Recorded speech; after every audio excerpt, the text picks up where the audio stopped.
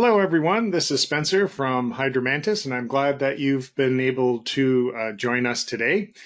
Today, we're going to be talking about modeling biosolids handling and various other Sidestream processes with GPSX, and we're going to be focusing on that one particular panel on the unit process table there that has the objects that are showing on the screen right now: dewatering and microscreen and hydrocyclone and so on. Our objective for today is to sort of introduce a lot of those if you've never had a chance to use them before. And we're going to have a little case study as well about where we've employed some of those. All right. I'm glad that you've been able to join us. I hope everybody's doing well. My name is Spencer Snolling. I'm Vice President of Product Development here at Hydromantis and one of the developers of the models that we're going to be talking about today. And I also have my colleague Zi Zhu with me as well. Hi, everyone. And Z is going to be doing the case study that will come towards the end of the webinar today. So before we get rolling, if you've been part of our webinars in the past, you know that you can ask questions of us that we will answer at the end of the webinar. So if you open up your questions panel in your GoToWebinar dashboard, you can type the questions in there along as we're going through our presentation today. What we'll do is we'll wait until the end and we'll collect up all those questions and then we'll answer as many as we can in the time that we have, and then we'll follow up with those that we weren't able to get to after things have finished. Okay, so the plan for today is for the first half of the webinar, I'm going to be talking about the number of different unit process models that are there for doing things like solid separation, sludge pre-treatment. We'll talk about the biosolids models for doing actual biological treatment of the solids themselves. We'll touch on Sidestream models for doing things like nutrient recovery. And then also I'll talk about our new sludge drying and incineration models. And then Z will show a case study that she has been working on recently as well that sort of highlights the use of those with some real data in a sort of a real plant context. Then we'll wind things up and then we'll do those questions and answers at the end. So this biosolids treatment panel, if you open up your GPSX dashboard and you're selecting amongst the unit processes that are there on the left-hand side, if you've gone down to this biosolids treatment, this is where you find things like anaerobic digestion and the dewatering object and so on. So these are important things to include in your model when you can. The models themselves are kind of a wide range of different approaches, but they're really good for analyzing and sort of testing and estimating what we think the ultimate sludge fate will be at your particular plant. They are a combination of biological, chemical, and physical process units, and some of them are the mechanistic sort of first principles models that we have doing that biological reaction, like in our anaerobic digester, for example. And some of them are empirical, meaning that they are usually much simpler to use and they do sort of what you need them to do and so on. But they're not a real sort of hard physical analysis of a particular unit process. So you can kind of combine these things together and you'll of course see mass balance. That's a key aspect of doing the kind of modeling that we do. And then those will allow you to sort of see what that performance is going to be like in that part of the plant. And one of the reasons why it's really an important aspect of doing whole plant modeling is that, of course, the activated sludge part of your plant, the performance there in terms of how long your SRT is and what your influent characterization is like, that'll have an effect on what's going to go on in your solids handling side as well. And then if you are doing things like having dewatering and thickening and so on, and then you've got those centrate and other things that come back to the head of the plant, the performance of your biosolid side will affect the activated sludge too. So there's that sort of connection of both sides to each other and that feedback that happens there. So when you're looking at the mass balance of things going on across the whole plant, it's really important to try and include the biosolids part if you can. Especially, I've had a lot of projects where the amount of nitrogen that came back from after the digester and through that dewatering unit and then back to the head of the plant, that was like a reasonably significant part of the loading that was going into the system. Okay, so we're going to start with talking about solid separation. So there are several different objects here that do kind of different things, but they cover the usual kinds of solids separation units you would see in a plant. So that's a gravity thickener, a sludge clarifier, so to speak. dissolved air flotation, DAF units there, microscreens, and then our sort of this black and blue generic dewatering object is very useful. It shows up in practically every layout that you would do biosolids handling with one way or another. And then hydrocyclone, and each of these has its own sort of flavor of different ways of doing that solid separation. So let's take a look at that in a bit more detail. So on the solid separation side here, really what we're talking about is we have a sludge flow that's coming in of some sort of concentration and flow rate. And what we want to do is separate that into a low flow with high solids. So that's your dewatering cake, so to speak. And then a high flow with low solids. So that's your centrate that might go back to the head of the plant. So we want to specify how much of those solids are being captured and into that low flow and concentrated in that flow stream. So there are a number of different solid separation models that are available there, and they really kind of cover off all of the things you would typically see at a plant, you know, like a centrifuge and so on. Almost all of these, that solid separation is done without really any biological transformation of the particular components themselves. So if you were just to look simply at a mass balance of all the solids going in and all the solids going out, that will all balance nicely. So we're saying by doing that as it goes through that solid separation unit, we're not losing any solids anywhere. There's no hydrolysis or decay or anything like that. So you could use any of these models to do any number of different types of technologies, but of course we have some of them set up and calibrated for you to use to do particular things. So you'll see in a lot of our objects, if you right click and go to that first menu there, models, you'll see that we have any number of different things that are available all together in that same unit. So for example, here you can see the empiric model and the simple 1D model. So I'm going to talk about those kind of in order. They're spread across and you'll find them in many different units, but any place you see the empiric model, it's going to be working like this. So basically, when you have the empiric model, you're going to specify that, that flow coming in, and you have a menu that's here where you get to choose how you want to specify the performance of that solid separation unit. So in this case, that thickener. And you can specify some of these units here. So we have the pumped flow rate, that's usually out the bottom, the pump flow rate, the underflow solids concentration, and then the removal efficiency of those solids on a concentration basis. So basically you have these three options. You can pick two of them, and then we will calculate the other one. It's a nice way to be able to set up and reflect the change in performance of that particular unit based on flow or what have you. So if you know that I am going to be able to remove a certain percentage of those solids, and I know that typically the performance of that gravity thickener, you know, will give me an underflow concentration of say like 2 or 3%, then you can put those numbers in here and we'll figure out what flow will get you to that concentration. That's one way I typically would set that up. Okay, the other one that was available here in the thickener was the one-dimensional non-reactive settler model. So that's actually very much the same model that you would see in actually any of the other settler units that we have. It's a one-dimensional flux model, meaning that we divide it into 10 layers and we perform a mass balance around each of those layers, and the solids that are in any one layer help us define how fast those solids settle to the one below. And in the gravity thickener, that model, you'll notice the settling parameters are actually different than they are in the primary clarifier or in the secondary clarifier, because we've calibrated it for high concentrations of sludge. So it has very much the same operational parameters menu. You have to specify what the underflow flow rate is, and you have to say, you know, the size and depth and so on. And it has its own settling parameters. And as I mentioned, you'll notice that these values are a little bit different than you would find in the other places.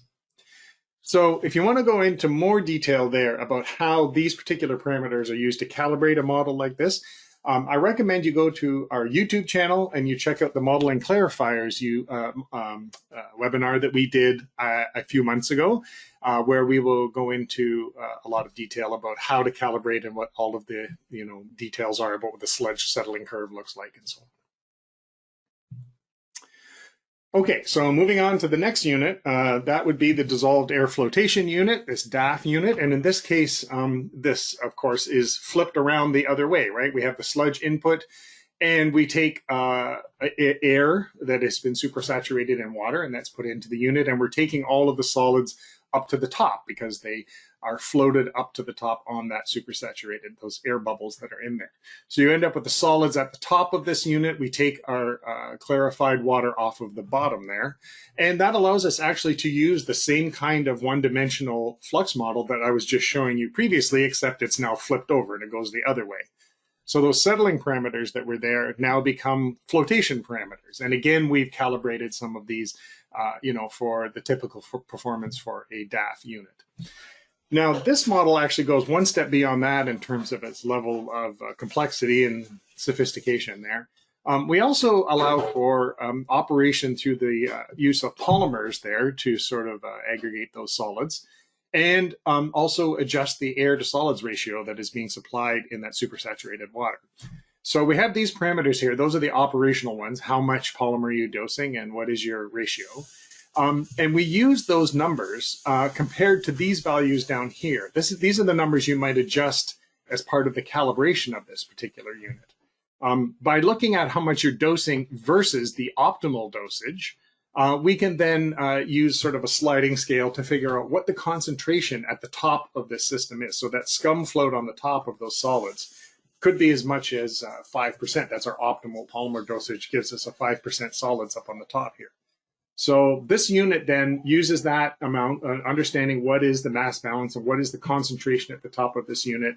And then we calculate from that the mass balance. We calculate how much of the flow goes in this direction, and then all of the rest of it goes out the subnate. Right, so that can be used on a regular basis without too much extra calibration, and it's there for you if you'd like to be able to dig into that. Okay, so now moving on, we've talked about the empirical model, we've talked about the simple 1D models. We also have another one that is the differential model. It is very much like the empirical model in the idea that you specify a capture rate. But instead of the empirical model where all the solids are treated the same as each other, there is no preference between, say, the solids that are biomass and the solids that are, say, inert materials. Now, in this differential model, you can actually make that distinction. So you can do a little bit of preferential settling of one kind of solid over another. So we put this into the hydrocyclone object. We actually have it in a couple of other places too. And it is very good for reflecting technologies where it is separated, by density or by weight or something like that. So in this particular case, you can see here in these parameters that these inorganic particulate inert materials actually have a capture rate of 70%, whereas some of these other things like biomass and some of the other solids might have a much lower capture rate. So what that means is, in this case, you can actually tailor the capture of the different kinds of solids in the way that we do it. So often I've seen this used in conjunction with an Anamox system because the Anamox can grow as granules and therefore those settle out actually very well. So therefore you can have a higher capture rate for your Anamox biomass than you can for all the other kinds of biomass that are in that system. Okay, so there's those ones, those empiric, differential, and simple 1D models are actually the ones that I most commonly use and what most people most commonly use. However, we do have a few other ones that are kicking around too that you could take advantage of. So as I mentioned, we have that generic black and blue dewatering object. We called it dewatering, but really it can be used for any kind of solid separation that you might want to do, membrane systems or what have you. Excuse me. In this case, the ASCE model is basically the empiric model, but it does require a minimum level of solids for it to work. So there's that sort of minimum processing limit. The simple model is basically ASCE, but with polymer dosage. So therefore, the capture rate is a function of how much that polymer dosage is, and you have some parameters, a little bit like I was showing with the DAF unit there, where the capture rate is a function of the polymer dosage. And then the press model, which is the same thing as the simple one, but adds on another layer of performance related to the filter surface area and loading rate. And so it's probably the most sort of sophisticated of our empirical solid separation models. Okay, so that's solid separation, and we've got, as you saw, a dozen different ways that that can be used. They're really commonly used in a lot of different places throughout a lot of models that we have. And if you look on our sample layouts menu, I'm sure you'll see lots of use of those there. Okay, moving on to sludge pre-treatment now. So the purpose of sludge pre-treatment, as you probably know, is to treat that sludge before it goes to the anaerobic digestion system. Usually that's the case. We want to take whatever sludge that we have and we want to make it more readily biodegradable before it goes to the digester, so the digester can do a better job there, and we can increase our gas production and decrease our the amount of solids that are going to be left over at the end, increase that BSS destruction rate. So we have two options available in GPSX. We have a thermal hydrolysis sludge pretreatment unit, and we have a chemical sludge pretreatment unit as well. So looking at that thermal hydrolysis process there, that THP process, basically what we're doing is we're converting the particulate state variables in our waste stream into their soluble components. And how much and how that's divided up is a function of how this is operated. So basically, for the thermal one, it's a function of how much energy you're putting into the system, and we have these parameters here to help calibrate that. And we also have a function of the loading as well. So, the different types of sludge that are coming in and the breakdown of the state variables will help sort of indicate how much of that sludge stream is potentially readily biodegradable, could be converted over, and then the energy usage here will help do that. So the important thing to keep in mind here too is that we're also doing that for particulate variables related to nutrients too. So when you break down all that COD, you're also going to release a lot of nitrogen and phosphorus that have been bound up in those solids. So that's a very interesting aspect to play with in your model. The chemical oxidation unit is essentially the same thing, except it's a function of the chemical dosage rather than the energy that's being put into the system. We don't actually specify a specific chemical in this model. It's sort of a generic oxidant, but you can see here that we have a dosage per mass of solids, and then there's half saturation and a threshold and so on. And all of those ideas there kind of perform that same function. We convert those particulate state variables into their soluble components. How much of it gets converted is a function of these calibration parameters on these menus. Okay, now we're moving on to the biosolids treatment section. So these are essentially biological models for the most part, and so they are using our in-house Mantis 2 biological model with all those different biomass types and all those different substrate types. And this is essentially a CSTR with a headspace, our anaerobic digester. So we're doing all of those same type of growth calculations and death calculations and so on for all those biomass types that we do all the way around through all the biological reactors in the plant. So we do have gas transfer from the liquid into the headspace. We have our full pH model. And for some of those biomass types that are really relevant to doing anaerobic digestion, like the methanogens, this is where things like the inhibition constants come into play and so on. So so those kinetic parameters that you would see for the fermenters and the methanogens now are actually quite relevant when we come to this particular unit process. So of course, when you see this, you're going to be seeing the fermentation. You're going to be seeing the way that the sludge is broken down, and then you often have, of course, nitrogen and phosphorus release as part of it. Okay, so just to give you the very quickest of reviews of what's in our model, in the Mantis 2 model, when we get to doing anaerobic, the anaerobic part of the system here, we have all of these different kinds of solids that are going to be coming to our digester. So we have biomass, we have inert materials, we have a slowly biodegradable substrate that has not already been hydrolyzed. And then all of that's going to undergo a decay and hydrolysis step and produce some, fermentable COD. And then we have the ability then for the other biomass types to jump in and perform acetogenesis on this. So we're generating these acids, hydrogen acetate, propionate. And those steps are happening at a specific rate that is defined by the concentrations that are coming in and the growth rates of those biomass types. And then once those acids are available, then the methanogens jump in and do their job, producing CO2 and methane. And so all of those things are happening simultaneously all together in that CSTR. And so, and it's a function of, the composition that's coming in, and it's a function of the HRT of that particular thing as you've set it up. So typically the calibration parameters that you might want to look at, really the concentration and the characterization of your sludge that's coming to the digester is a function of initially the influent characterization way up at the front end of the plant. If your influent coming in has got a huge amount of inert solids in it, then you're going to have a high mixed liquor, and you're going to have a lot of inert solids in your sludge coming through to the digester as well. So that's always an interesting aspect of looking at that. So, but you can adjust things like the decay rate and the fermentation rate of those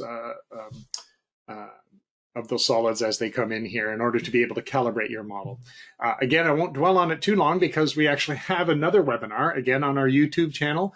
It's from a few years ago, but my colleague Rajiv Goel went through how we model anaerobic digestion in GPSX, and so I highly recommend going over there. He goes in extreme detail into all the aspects of the model and talks about all the important parameters that are available in Mantis 2. For our models, for our digester models, we also have an extra new thing. This is actually a relatively recent addition to GPSX over the years, is looking at our digester energy recovery options. And so in this case, where you have your digester and the biological model is going to tell us how much gas we have and what the composition of that gas is, we now have another part of the model that can say, well, if we had a combined heat and pressure unit and a boiler and so on, how much of that energy can be captured, right? So we can find both the heat and the energy from this particular system. So in this particular case, from that boiler, we can look at how much heat would be captured in these two units and comes back around. And of course, if we are producing more heat than what is required to keep the digester running, then we can figure out how much excess heat we have, or in the case where it's not enough, how much additional heat would have to be required to keep us up at that temperature. So if you go to this menu here, right click and go to input parameters and go down to energy recovery options, excuse me, you can find all the details here about looking at the setup of the capture that's going on there, and you can get an output that shows you what all that potential heat generated and what the deficit might be to be able to keep up to the temperature that you want to be using it at. Okay, so that's anaerobic digester. We'll move on now to talking about the aerobic digester. The aerobic digester is essentially just an aerated CSTR, just like any of the other objects in GPSX that are up in the activated sludge section. However, it does have one little difference in the sense that it has a customized oxygen transfer model.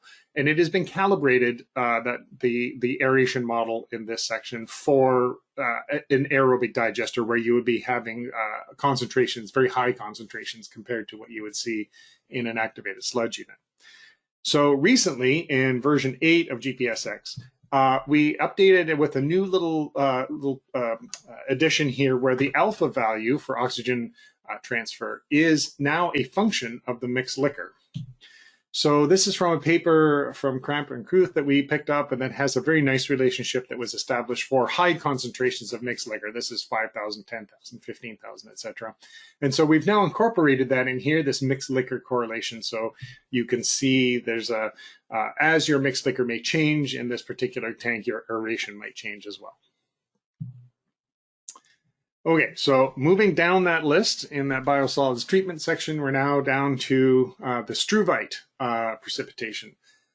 This is for doing phosphorus recovery. So we've covered energy recovery, we're now talking phosphorus recovery.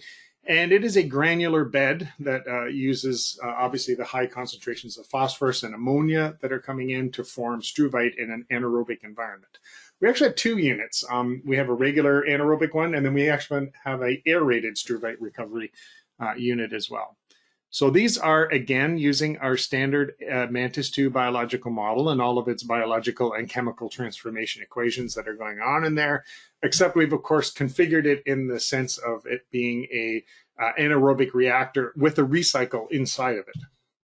So you can see here If I just took some output here from the example layouts that is available for this unit in GPSX, you can see our high concentration of ammonia, and high concentrations of phosphorus are now being reacted. And so there, we can see here this struvite and this line right here. This is the struvite concentration. That's the mass of struvite that we're being removed from this system here. Okay, so that was phosphorus recovery. And then lastly, we can talk about nitrogen recovery or nitrogen removal from our secondary stream here. So from the biosolids handling side, it is quite common, of course, to want to model the Anamox system as well. Now, technically, these are just plain old GPSX completely mixed reactors that are here. So it's not actually one of the regular biosolids handling units, but in combination with the hydrocyclone or whatever other solid separation unit you want, you can use these things together to do Sidestream treatment, to do deammonification directly. So if you're not familiar with Anamox, it's a special biomass type. And in this case, what we're doing is we're doing nitritation on the first step and Anamox growth on the second step. Each of these is just a regular reactor. The first one's aerated to do that partial nitrification step, and the second one is anaerobic. So what you'll find is if you open up our outputs menu and you want to plot the concentrations of the various biomass types to see what's going on, you should see in that first step, if you've sized the reactor correctly, is that we should see growth of the AOBs, the ammonia oxidizers, to get us to nitrite. But the nitrite oxidizers won't get there because in this case, they'll be inhibited by the very high concentrations of nitrite in here. So built into our model is the inhibition term for nitrous acid. So if it's all sized correctly, you should find that we're getting AOBs growing, but not NOBs. If that is the case, when we move on to the second step, we will now have ammonia and nitrite, and that's exactly what the Anamox biomass needs to grow in its anaerobic environment. And so one really interesting aspect is to actually open up the menu, the kinetic menu, and take a look at the different growth rates for the different biomass types and see how slow the Anamox biomass grows compared to all the others. So in our example that we have in our sample layouts menu for doing Anamox, these two steps are there, and I just captured some output from that. And you can see here 327 milligrams per liter of ammonia that was coming from the digester. After it goes through this nitritation step, about half of that, a little more than half of it, was converted to nitrite, but very little made it all the way to nitrate. So most of it is still sitting there in not quite a 50-50 ratio, but reasonably close. Then when it goes into that Anamox, that's a very excellent feed ratio for an Anamox bioreactor. We can see it takes it from here in the hundreds, 134, 182, all the way down to 2, generate a little bit of nitrate, but that's it. So it's basically doing that deammonification step. It's getting rid of all that nitrate and nitrite and ammonia through the growth and denitrifying it directly. And it's doing it without any oxygen, which is why that is a popular process. You get all that ammonia removal for free, so to speak. Okay, and the last thing that I want to talk about before moving on is our sludge dryer and incinerators. So these are actually two new objects that are new to GPSX in the most recent release, version 8. So what we have here is the ability to take our solid stream and do, again, it is solid separation, but it's done from the point of view of drying and removing the water actually from the sludge. So you have a feed here coming in with your flow and temperature and wastewater characteristics of the sludge. And what you get out of that unit is the same thing, but of course a much drier solids. And so what we do is we calculate a mass balance of all of the solids and all of the water. So you can figure out how much water is being removed from that waste stream. In addition to that, we also do an energy balance on that as well from that sludge drying. So you obviously have to apply some external energy source to heat it, and some of that is actually lost as well, in addition to what is going in to do that water vapor removal. So you can see both mass and energy balance for this particular system.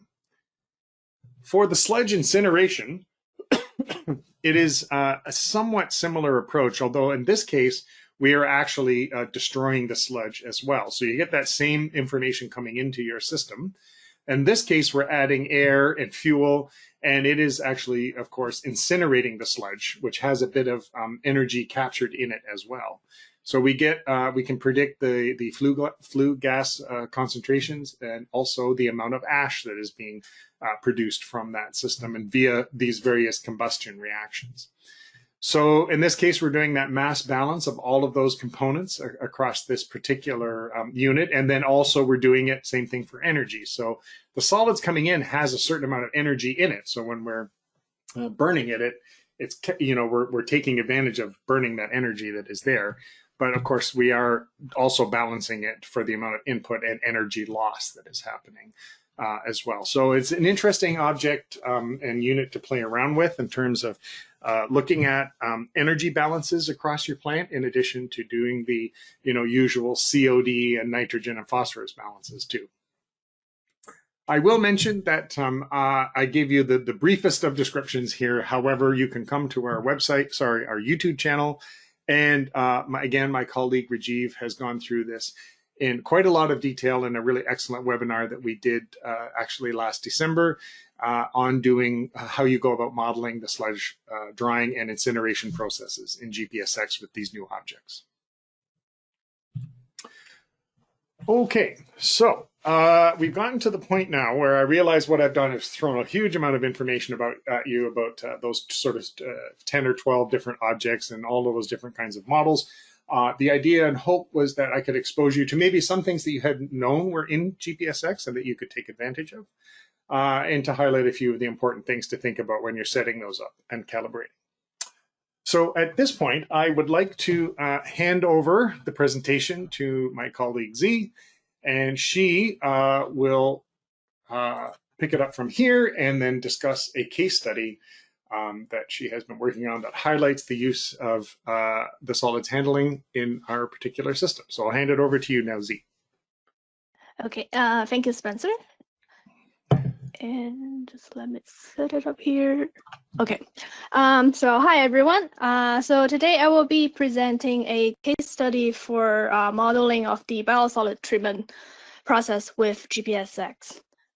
This is actually one of the case studies from a Co-Digestion report from the Water Research Foundation. Information was gathered from the report along with their webcast on the same topic. This particular plant is called Clear Water Road Wastewater Treatment Plant, and it locates in Derry Township, Pennsylvania. This plant has a maximum treatment capacity of 5 mgd and with an average flow of 3.9 mgd. We will be mainly focused on their solids treatment today, and this plant runs a 2-stage anaerobic digestion with an egg-shaped primary digester and a conventional secondary digester. Their feedstocks before co-digestion are municipal sludge from the wastewater treatment plant and sludge from a nearby chocolate plant, and as well as fog, oil, and grease from the nearby communities. High-strength organic wastes are introduced into the plant since January 2017, which include blended food residue, corn syrup processing waste, diverted food waste, and as well as brewery waste. And here's a PFD of the plant. As we can see, fog enters the plant through headworks and gets pre-treated before combining with raw wastewater and settle out as primary sludge. And as I mentioned before, for this case study, we will be only focused on the biosolids treatment part of the plant, which means we will be modeling the feedstocks and solid separation, and as well as anaerobic digesters. Now I will just switch to GPSX and show a little bit of demonstration on how this biosolid treatment process was set up. And here is the layout I built out for this case study, and I'm using our default comprehensive library of GPSX, which is the Mantis 2 library. For this layout input information was gathered from the Co-Digestion report and the webcast. Assumptions were also made on other unknown information during the setup of this layout. Since for this plan, fog combines with raw wastewater in the primary clarifier to set out primary sludge, the layout started with a raw wastewater influent and then a fog influent. The COD state model was used for raw wastewater influent, which is this model is also the default model in GPSX for wastewater input. The COD state model means the main input for users are the total COD, TKN, and TP. Other inputs are specified as fractions of total COD. And this model is also used for our fog input, which is known to be very high in COD and TSS. For simplicity, rest of the liquid treatment was not modeled here, but an influent of waste-activated sludge stream was set up with typical WAS concentration. I've used a different influent model for the WAS input. This model is specially designed for a sludge. If we right-click on the influent object and go to Models menu, you'll be able to switch between models. This sludge influent model is based on total suspended solid, TKN and TP. And then the COD number is estimated based on biomass fraction of volatile solids and soluble organic fraction of COD. This influent model is sometimes more straightforward for sludge because when we talk about sludge, most of the time, the most common parameter people care about would be the solids number. And for some plants, they may not measure COD for sludge all the time, but they will always have a solids number tested. And next comes with our chocolate sludge and high-strength organic waste. This influent are characterized with provided information. Each of the waste was provided with flow and either COD or solids concentration and VS ratio. For example, if we look at the diverted food waste, and I've made a little note here, based on provided information, the diverted food waste should be 15% in total solid and 92% in volatile solid and have a COD around 200,000 milligram per liter. So if we look into the influent advisor, we enter 150,000 for total suspended solid, and we enter 0.92 as 92% for the VSS-TSS ratio. And then we can work with the soluble organic fraction and particulate organic fraction to achieve our desired COD number, which is around 200,000 milligram per liter.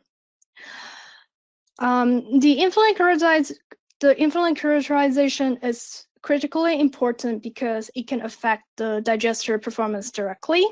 And as mentioned in previous slide, when we are trying to calibrate an anaerobic digester, the influent characterization is always the first parameter we would want to look into. And for this layout, walls and primary sludge then get thickened with different thickeners, and then all influent stream gets blended and feed to the primary digester. Let's now switch to simulation mode, and let's run the layout. First, we will look into a scenario without the addition of high-strength organic waste, which means we are only having wastewater, fog, and chocolate plant sludge as our influent.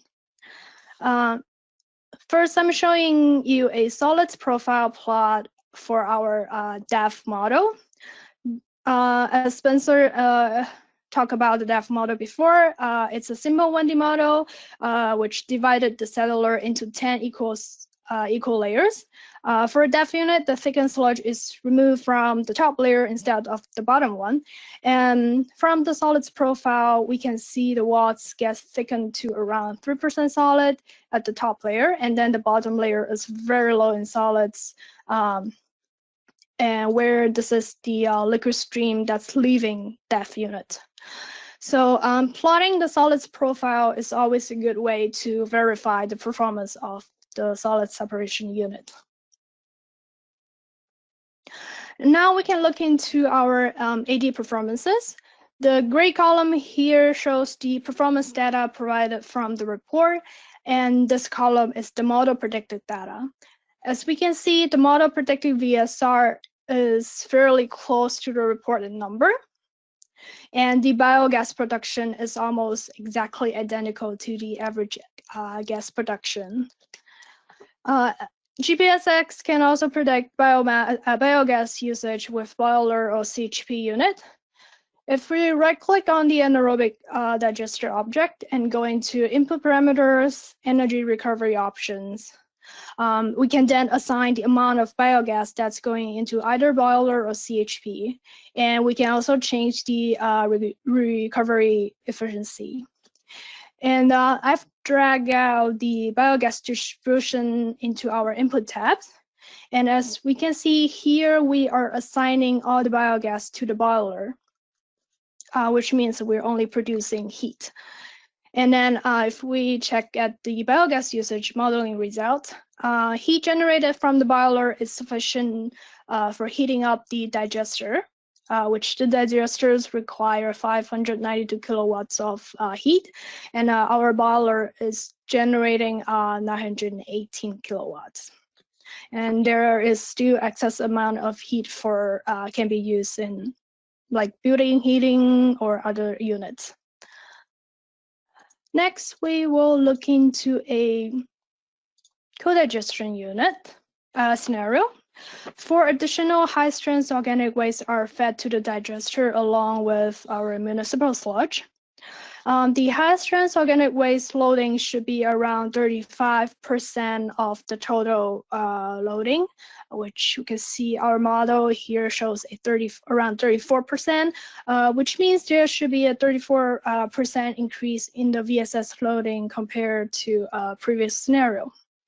Due to the increase in VSS loading, we can see there is a huge amount of increase in the biogas flow, which our model predicts it to be still very close to the average data.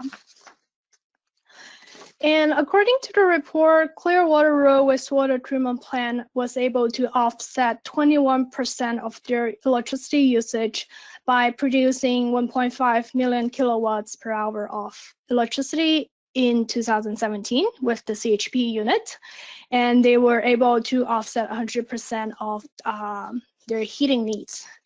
So I'm gonna go back to the layout of the PowerPoint for a better comparison. I've pulled out the results from GPSX and pasted them into this table. We can see for both scenarios, GPSX can predict a fairly close result compared to the reported data. And next, we can look into a more visual display of the biogas usage result. The energy recovery options in GPSX allows user to assign biogas to either CHP or boiler, and the model will be able to tell us how much heat can be produced from the boiler and how much heat and electricity can be produced from the CHP unit, and as well as how much heat is required to heat up the anaerobic digester. And of course, with the addition of high-strength organic waste, clearly biogas production has increased and more energy can be recovered from the wastewater treatment plant. Then people may raise questions about like how much more waste can we put into the digester for more biogas, and can I keep increasing the loading?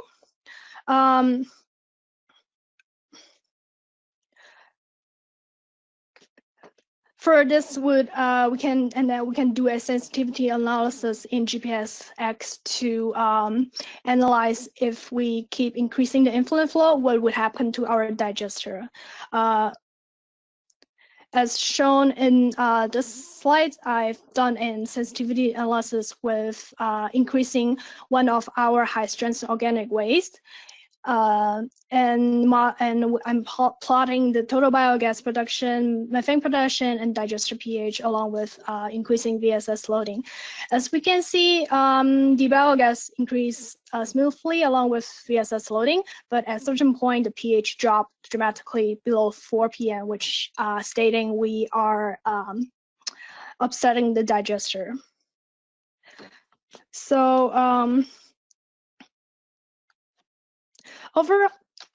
overall, the model does a decent job of predicting the results of this case study and shows good consistency between scenarios with different VSS loading. And we can use the model to predict biogas usage and conduct further and deeper study for the plan. And Spencer, I will hand things over to you. Thank you, Z.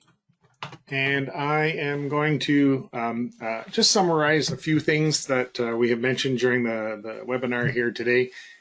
So this group of unit processes that you're seeing on the right-hand side of this slide are a pretty essential group to be able to do some really important modeling work with your plants. So it's there to be able to simulate the effect and predict some performance ideas around the thickening, dewatering systems in biosolids handling systems, and also those Sidestream nutrient and energy recovery systems as well.